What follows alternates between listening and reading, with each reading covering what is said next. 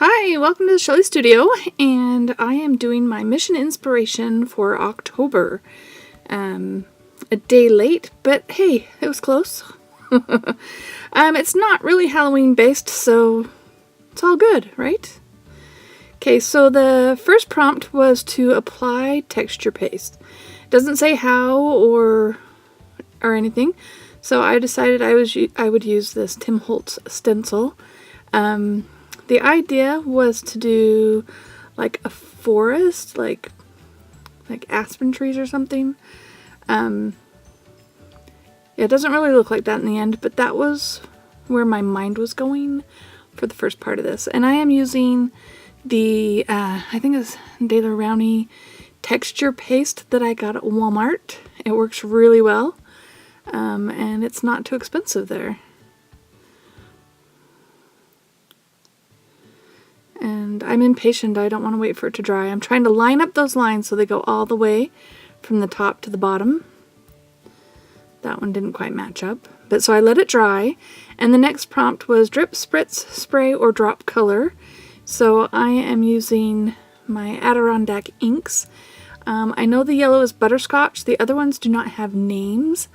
I searched and searched.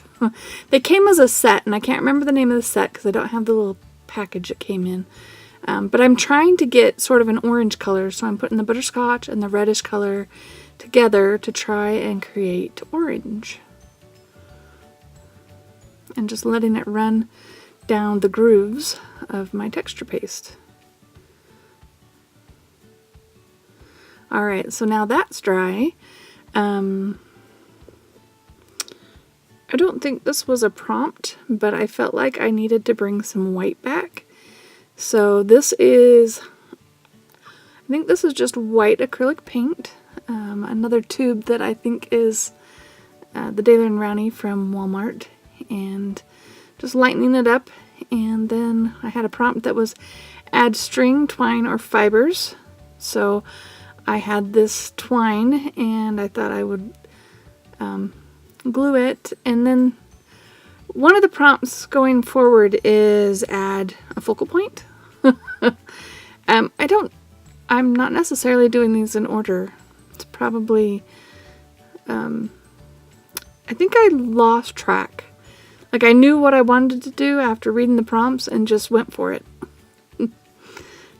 So I'm going to try using the Distress inks to turn this owl brown. I need one of those round daubers so I have more control.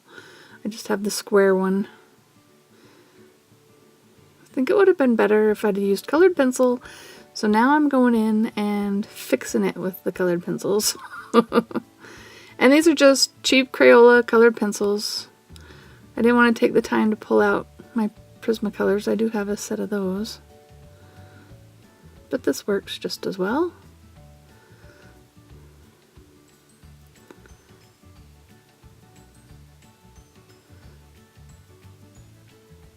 I think the colored pencils helped him look a little bit better. And then I cut him out, and then I took ink around the edges just to get rid of that white line so that it's not distracting when we put him on the page. Alright, so I have the twine there, and I decide it's like really thick. It seems really big compared to that owl, so now I'm going to find something thinner. And it happens to have a bead on it, but that's okay. So I tied that one in a bow. I like this better.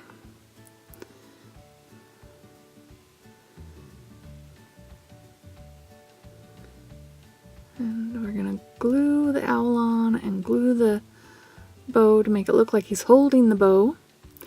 The next prompt was to write a secret and hide it on your page. So I made this little envelope with my envelope maker. I have a hard time getting it to line up so that it folds correctly. I don't know what I'm doing wrong. Now we're just putting the envelope together using some, well, it's like score tape. I have a variety. I'm almost out of my favorites, so I'm using these other two that aren't, they're a little bit thinner. My favorite one's a little bit wider, a little bit easier for me to grab with my chubby fingers. Alright, so now I have the envelope. Now we're going to write a secret. It's a secret, so, and now we're going to just seal it shut. This really is going to be a secret, and it's going to stay in there, and only you will know that there's something inside that.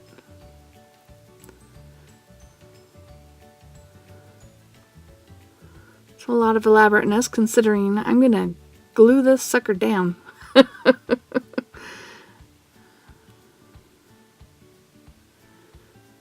Oh yeah, I'm finding the middle because I'm going to punch a hole and attach it to our string. I did do this a few weeks ago, and I just have been doing the Inktober. So I've been saving this one and hadn't done the voiceover yet. There we go. Okay, we got the bow on there. Got it lined up the way I want it. And now, see, I'm just going to glue the sucker down. And it is permanently encased.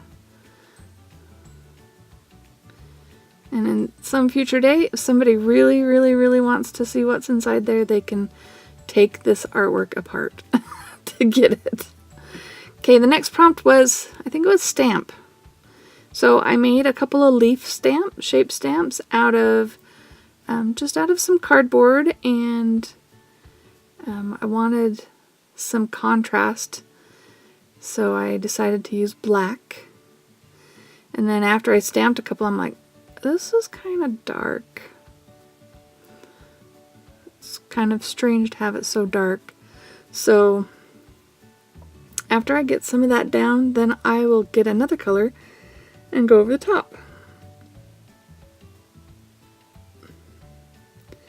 You can really see that texture.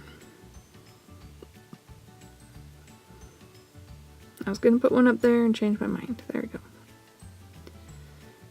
Okay, so now we're going to get some orange acrylic paint. And I'm using the stamp. I peeled off one side so you could get the corrugation. And we're just going to stamp that all over. Yes, and depending on how juicy you get that, you might see the lines, you might not. There we go. And then I decided too orange, so now we're going to add some yellow.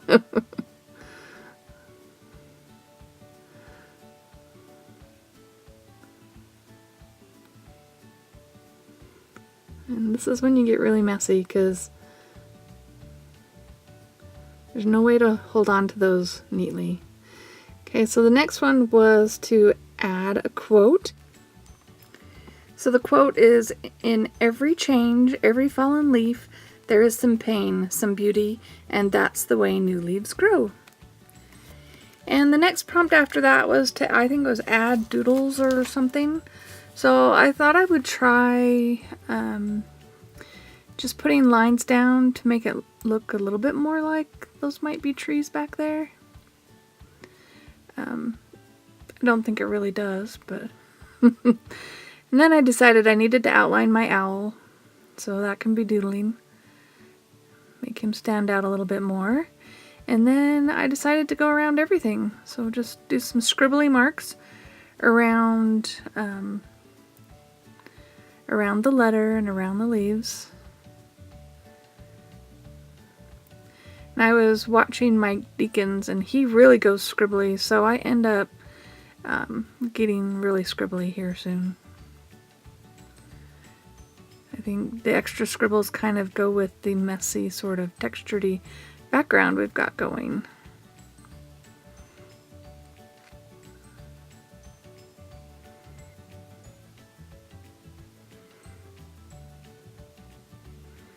So do you like the extra scribbly lines, or did you like the single line? I think I like the extra scribbly lines. You'll have to tell me in the comments below what you like better.